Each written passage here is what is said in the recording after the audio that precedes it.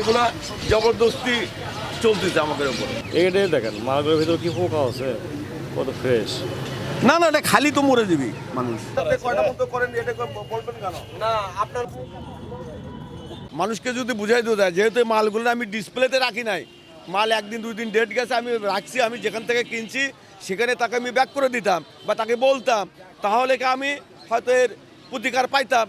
কিন্তু এখানে মালগুলোই তো বের করে খারাপ করে দিচ্ছে, কেরোসিন ঢালে দিছে, আগুন লেগে দিবে, ঘরে মধ্যে আগুন লেগে দিবে। এটি কি এই দেশের জুলুম ছাড়া আর কিছু নাকি? আমরা বুঝি না, আমাকে বোঝার উপায় নাই। একদিন দুই দিন তিন দিন গেছে, বাস এগুলো খারাপ হয়ে গেছে। এখন আমাদের কথা ম্যাজিস্ট্রেটও শুনতেছে না, সাংবাদিকও কেউ শোনে না, মানুষের কেউ শোনে না। আমরা দেশের জনগণও না, আমরা মানে ট্যাক্স ভ্যাট কিছুই আমরা পে করতেছি না, তাহলে আমাদের কথা শোনার কেউ নাই দুনিয়াতে।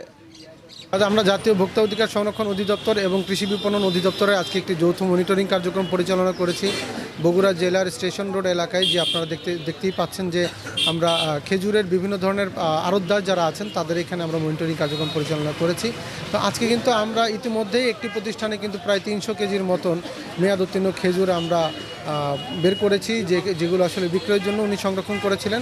এই খেজুরগুলো কিন্তু আমরা ইতিমধ্যেই ডিস্ট্রয় করে দিয়েছি এবং এই প্রতিষ্ঠানকে 10,000 টাকা আর্থিক জরিমানা আরোপ করেছি। এছাড়াও আরেকটি প্রতিষ্ঠানকে আমরা 5,000 টাকা আর্থিক জরিমানা করেছি। আমার ক্ষতি কে পোষাবি, কে দিবে আমাকে? কেউ দিবে না, কেউ দেওয়ার নাই। এইরকম জুলুম করলে মানুষ মাল আমদানি করবে না, আনবে না। এই খাজুরগুলোনের হচ্ছে কে একদিন দুই দিন তিন দিন ডেট গেছে, কিন্তু এই কথাটা কোনো আর্জি শুনতেছে না, মানতেছে না। মালগুলো বার করে নিয়ে এসে কেরোসিন ঢালে দিয়ে পুড়বে, কী করবে, ডিস্ট্রয় করবে, তারপর ফাইন করলো 10,000। কোনো ভাষাই শুনতেছে না। তো কত টাকার মাল ক্ষতি হবে? 1 লাখ, 1 লাখ টাকার মাল জবরদস্তি খাম হয়ে যাচ্ছে। খেজুর খারাপ খাজুর খারাপ, কোনো একটা খেজুর খারাপ আছে নাকি? একদিন দুই দিনে ডেট শেষ হয়ে গেছে, এটা কি 6 মাস 1 বছর গেছে? আমাদের কিন্তু এই ধরনের অভিযানগুলো অব্যাহত থাকবে জনস্বার্থে।